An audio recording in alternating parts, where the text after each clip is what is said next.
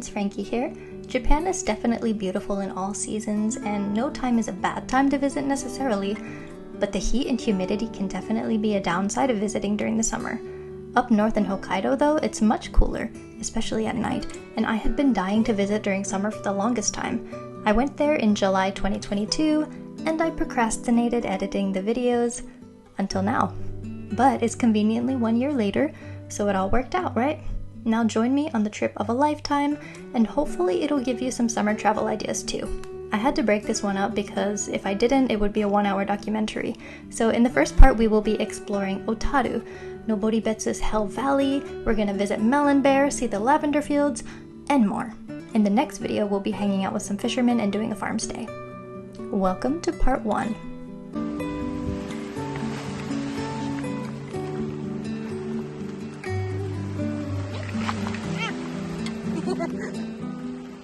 I flew from Osaka to Sapporo, Hokkaido's main city, and I rented a car. I was there partially for work, partially for fun, and I took the trip solo. It was a really meaningful trip for me as last year was pretty tough. Check out the most recent life update video if you're not sure what I'm talking about. After getting the car from the airport, I drove to Otaru, a historic port city west of Sapporo. Otaru has a gorgeous canal and is famous for things like glasswork, music boxes, and sake. I was pretty hungry when I arrived, so I went to a soup curry restaurant that someone on Instagram recommended. It is called Crazy Spice. The dish originated in Sapporo in the 70s and uses soup broth along with Indian and Nepalese spices to create a flavorful and comforting dish.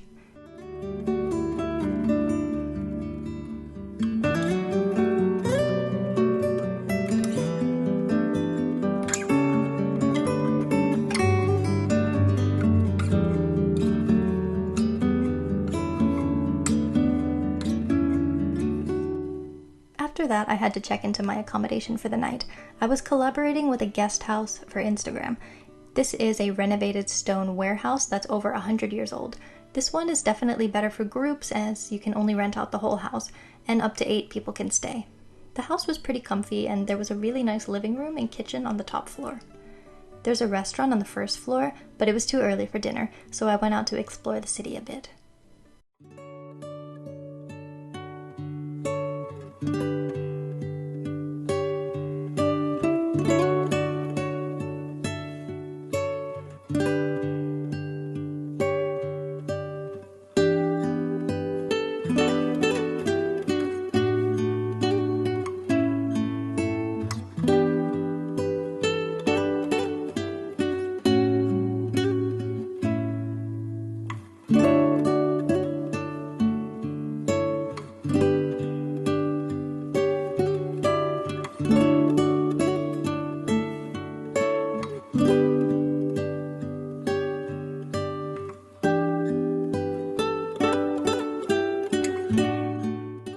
The current owner of the stone house is also a chef. When I returned for dinner, he asked me what I wanted to eat, and I just told him, "Makasemasu," aka, "I'll leave it up to you."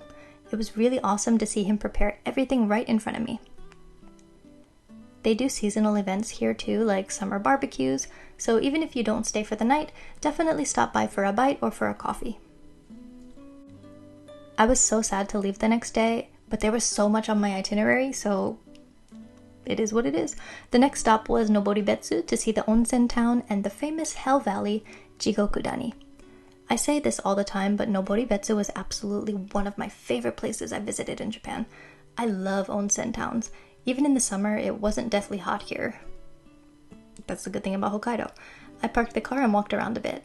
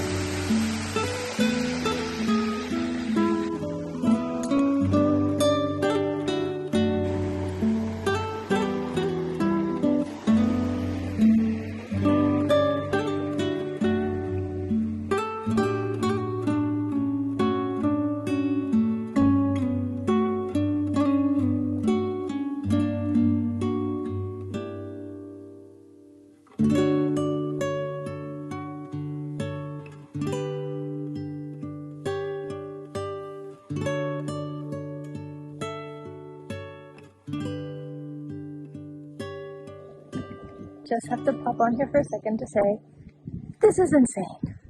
Wow. What? I had a little bit of time before I had to head to my next accommodation, and I was really hoping to take a quick dip in one of the town's mini onsen. I saw a sign for a new hotel, and it said there that you can get a view of Jigokudani from the baths. I walked in and asked the front desk staff if tattoos were allowed. To my pleasant surprise, they were. I used the public bath, so I can't show you inside, but that place was awesome. They had a huge indoor bath and a few outdoor ones as well. The water was really milky, which is my favorite type of onsen water. Hopefully I can return someday and maybe even stay at the hotel.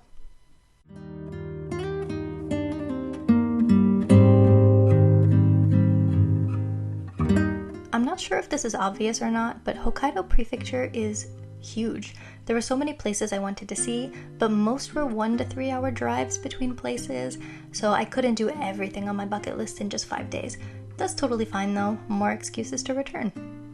Next up, I went to a small town called Makkari, pretty close to the famous ski town Niseko. I was about to go glamping at the foot of Mount Yotei, a mountain that some refer to as a mini Fujisan. It was hiding behind the clouds on the first day. When I visited, the campsite had recently opened and they were still working on different types of accommodations. For example, they turned a bunch of boxcars into mini living spaces.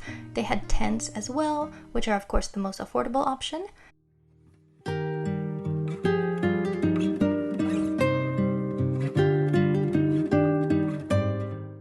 They put me up in one of the glamping domes. I love these types of domes. This was another Instagram collaboration, so they also fed me and gave me some local craft beer. I did my best to finish my dinner before the sun fully set, but alas, I'm a slow eater. The bugs did their best to eat me alive, but I'm still here, baby. Here we are, camping alone. Me and the mosquitoes. Hopefully no bears.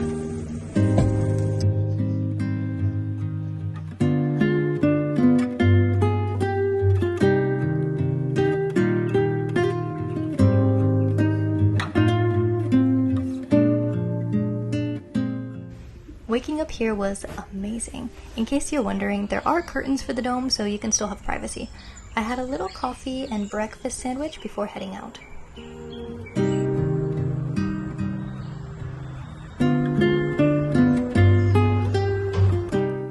After leaving the campsite, I took a little detour to visit Lake Toya. There's a little onsen town by the lake called Toyako Onsen, and I was hoping to take a quick dip in the baths again, but I was there at an awkward time of day. Some of the onsen do accept tattoos, but for day trippers, most places have their bathing hours after 2 or 3 p.m., which was too late for me, so I just enjoyed some views of the lake.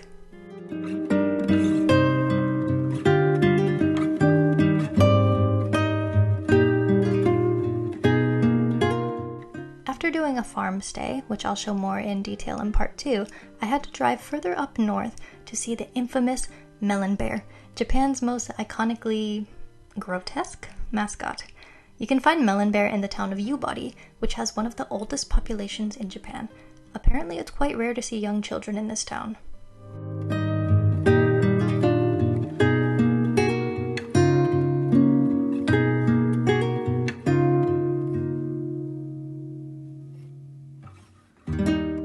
Yubari is not only home to melon bear, but also the Yubari King melon, which is the most expensive melon in the world.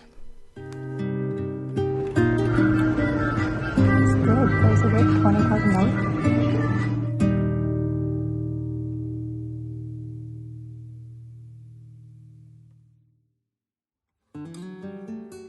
My guest house for the night was in Sapporo, but I didn't actually spend any time there besides just sleeping and using the airport. If you've been to Sapporo though, what do you recommend I see next time I go back? The guest house was really comfy and I was surprised that I didn't see any other guests. This one was not for Instagram. I found it on booking.com. It looks like it would be really good for families and I would definitely stay here again when I go back to Sapporo. This place is so cute. It's like a whole apartment. I thought this was like a guest house where you share everything, like the toilet and the showers, but what? It's got everything. The blue details are so cute.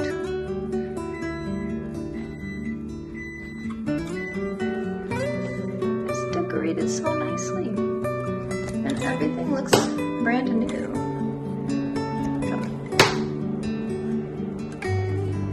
Wow, that's so cute. And there's also a washing machine. What? And that was my final night in Hokkaido. I was flying out the next afternoon.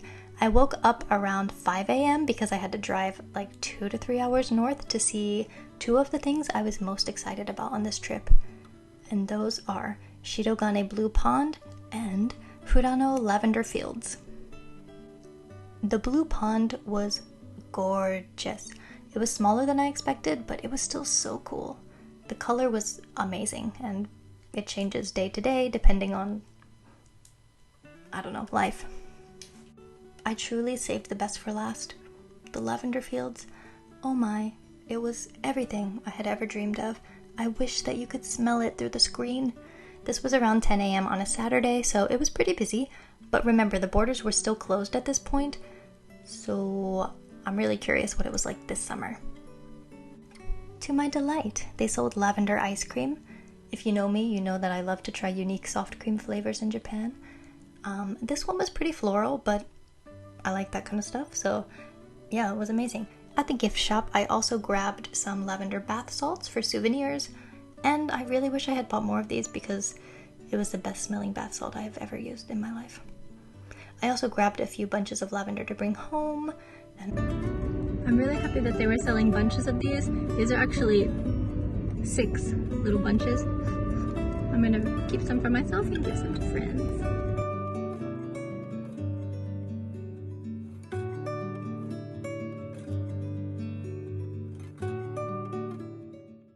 And that's all, folks. I drove back to the airport and returned to the car. I couldn't leave before trying another famous Hokkaido dish, though. Genghis Khan. This is Mongolian barbecue, grilled lamb, and vegetables. It was really delicious. Much better than I expected, actually. I've never really had lamb that much, so I don't know. My expectations were low, but dang. Definitely try it in Hokkaido if you don't have dietary restrictions. Stay tuned next time for the farm stay and a fishing adventure with local fishermen. Thank you so much for watching, and see you again soon. Bye!